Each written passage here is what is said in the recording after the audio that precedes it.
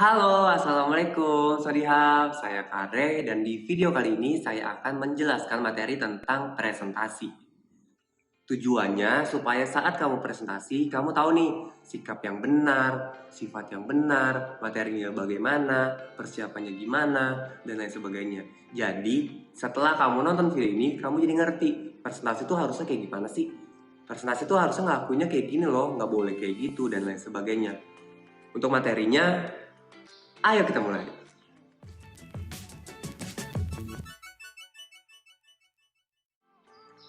Komunikasi masa kali ini kita akan belajar tentang teknik presentasi.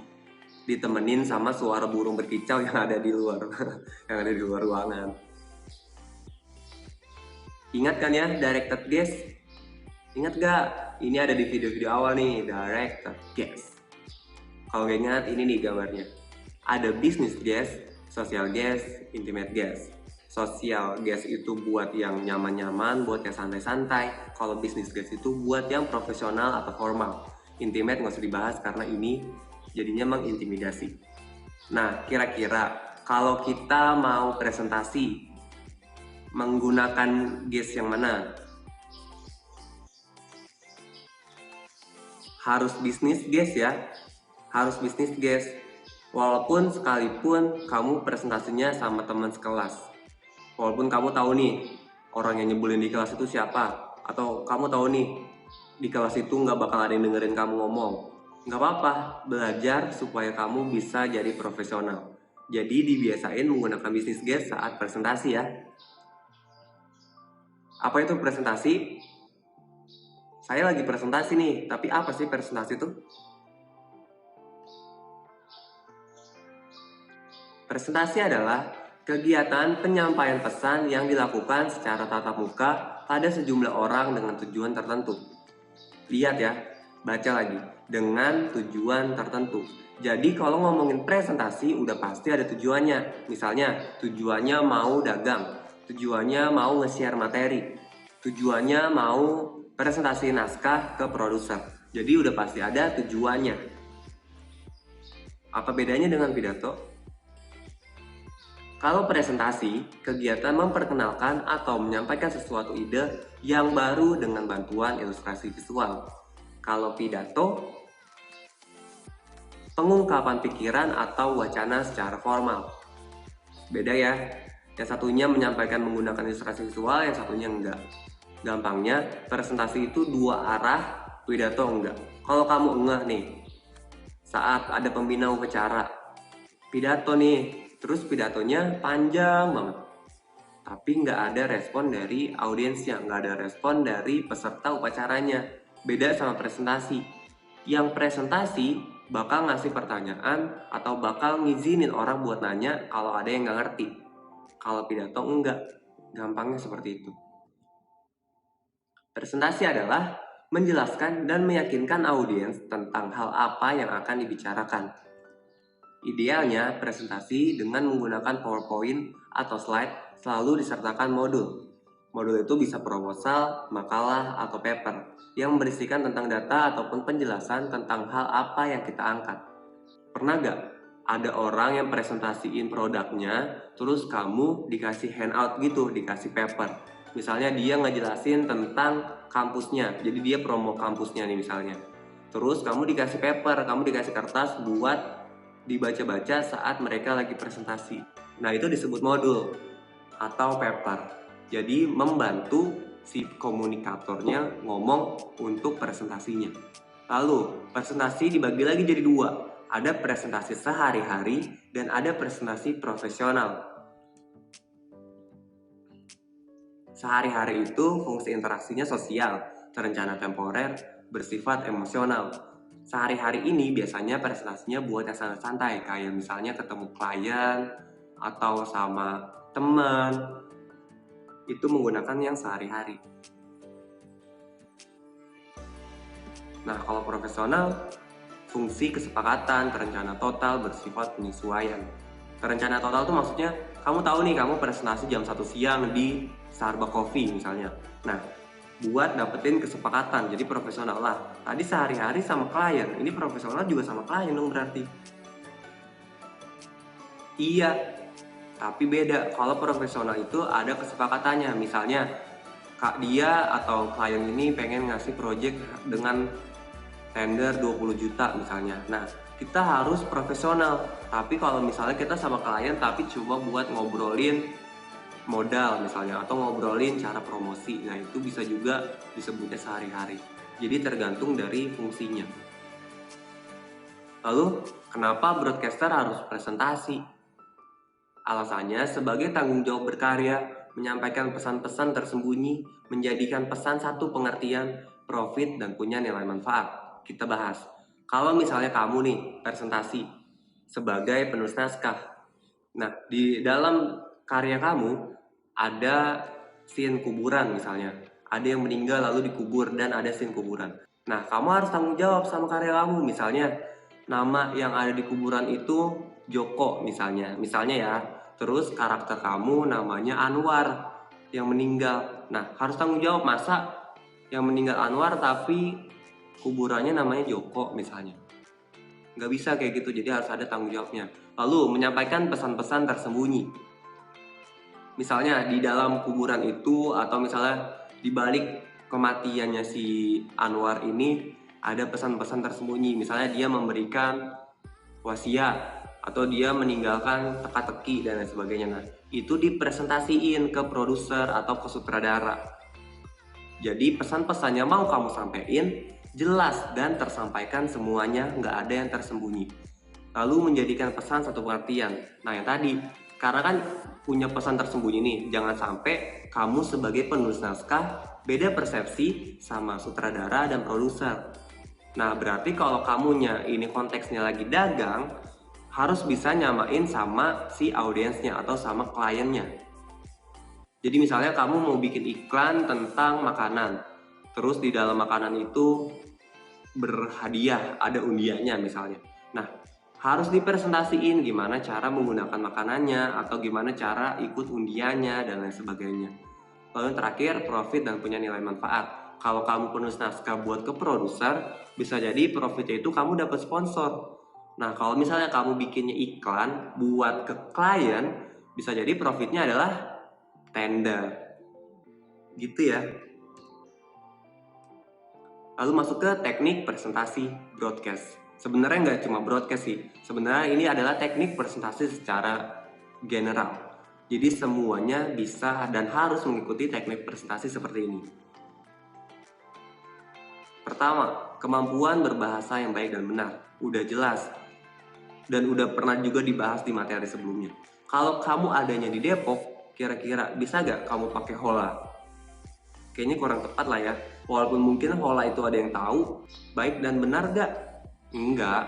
Tapi kalau saya pribadi, saya menggunakan halo, assalamualaikum, baru sawadihap.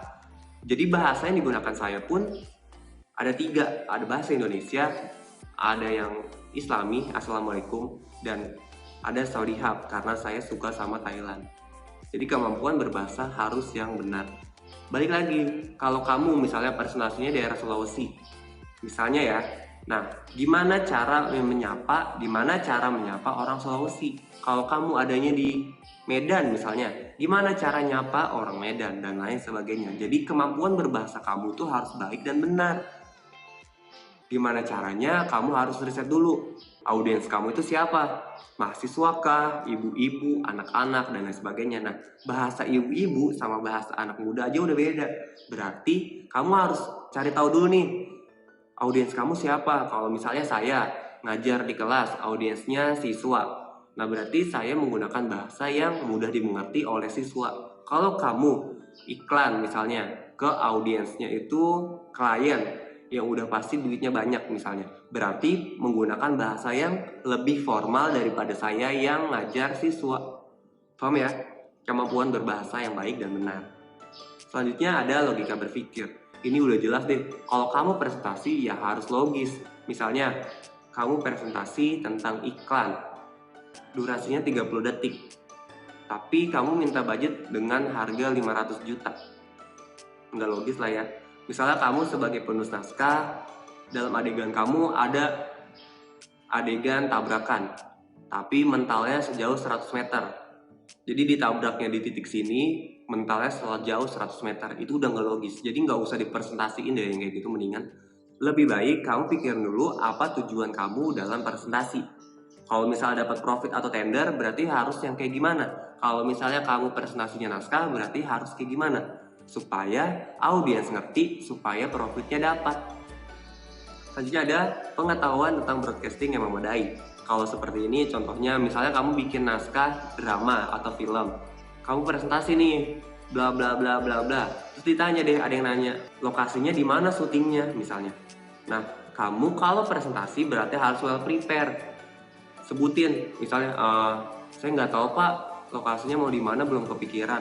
Nggak boleh kayak gitu. Kalau kamu presentasi harus disiapin, misalnya talentnya 3 orang pak, ceweknya 2, cowoknya 1, lokasinya ada di depan rumah, nanti ada juga di taman dan lain sebagainya. Jadi saat presentasi sebisa mungkin harus siap semuanya.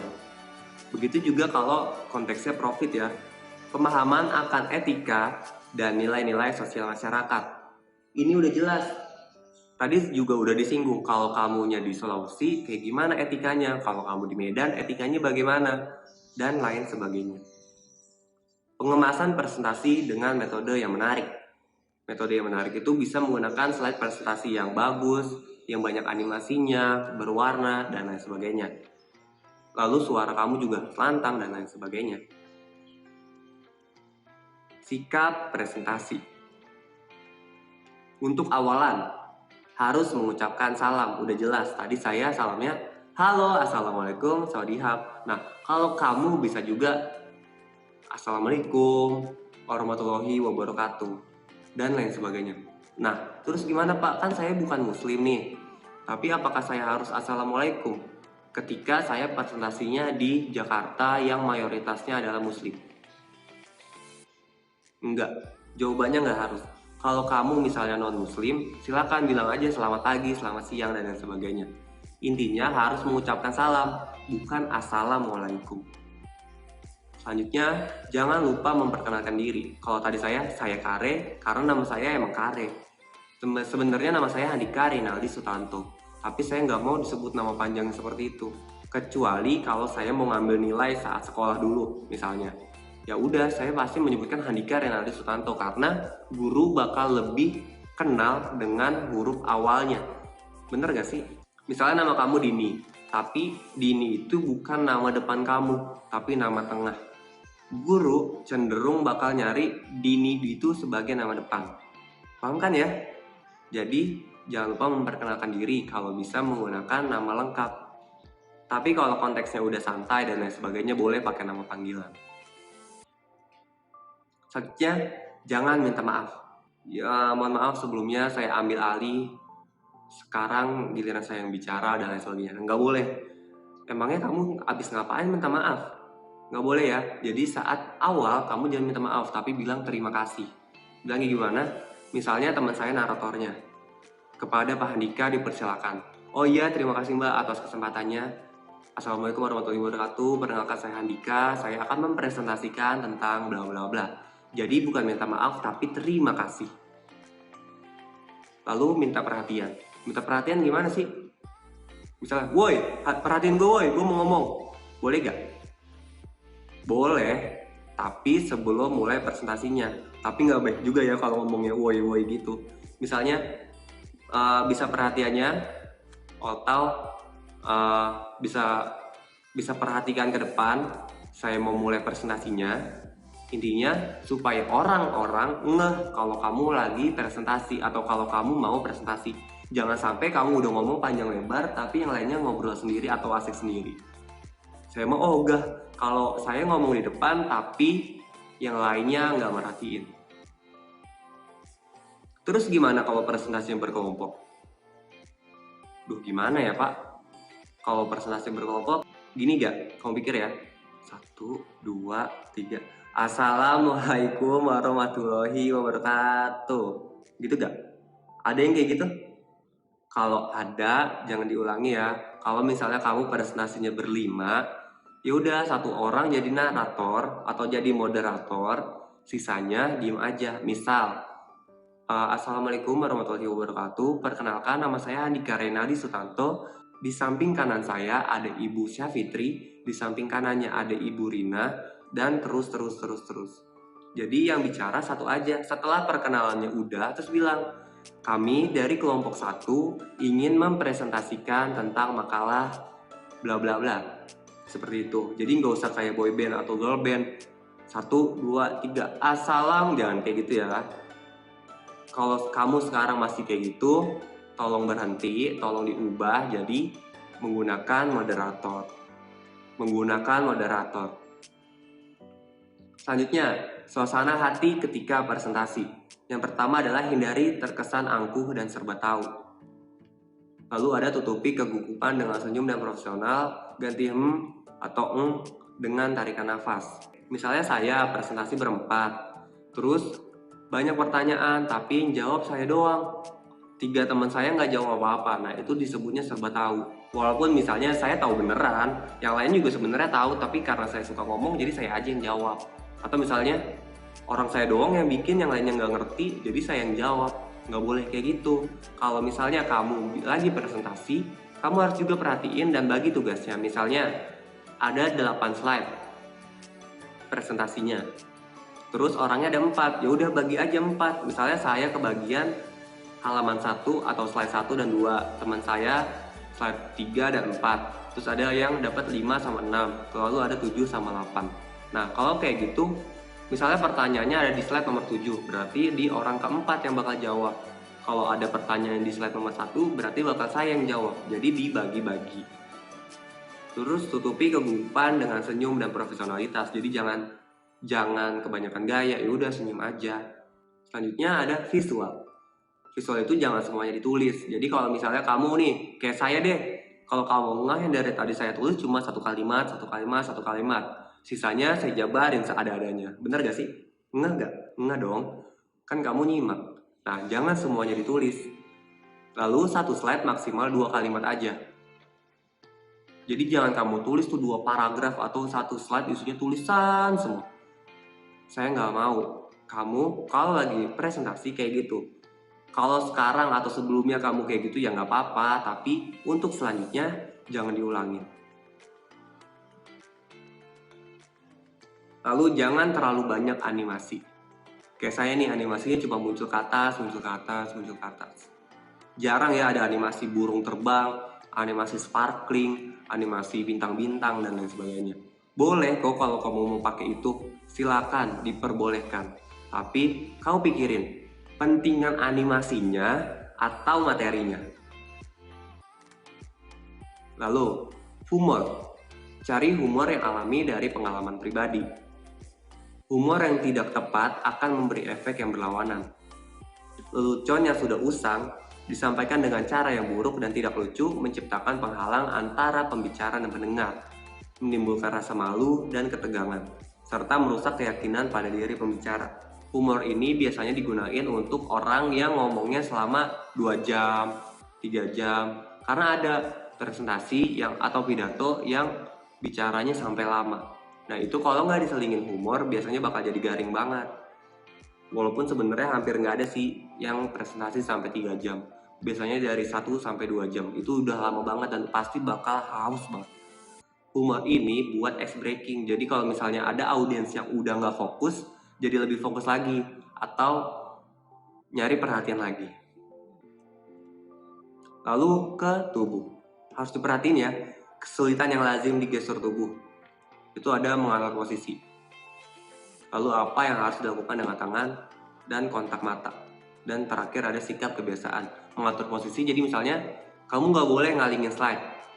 Kamu harus madep ke audiens. Kamu nggak boleh baca madep ke papan atau madep ke screen dan menghalangi pandangan audiens. Itu nggak boleh. Atau membelakangi audiens, itu nggak boleh.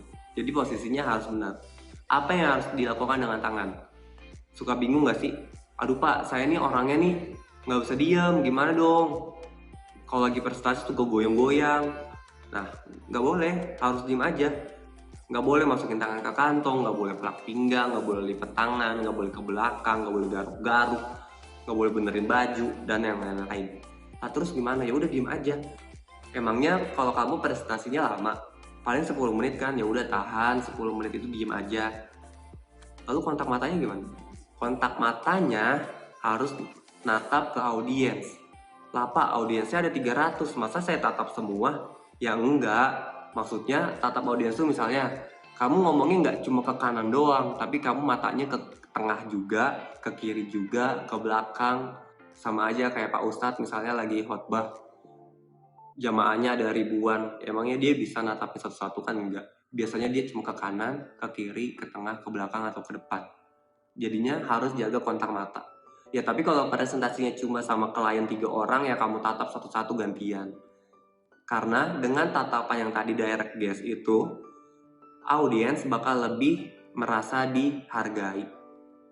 Lalu sikap kebiasaan apa maksudnya? Sikap kebiasaan tuh misalnya pelak pinggang, masuk tangan, kaki goyang-goyang, dan lain sebagainya. Dan terakhir ada membuat gerak-gerik badan. Gerak-gerik badan tuh ya sama, goyang-goyang, tangan ke kantong, dan lain sebagainya. Posisi pembicara. Yang pertama itu pembicara harus tampak pada semua orang. Sebelumnya udah dibahas ya, udah disinggung juga.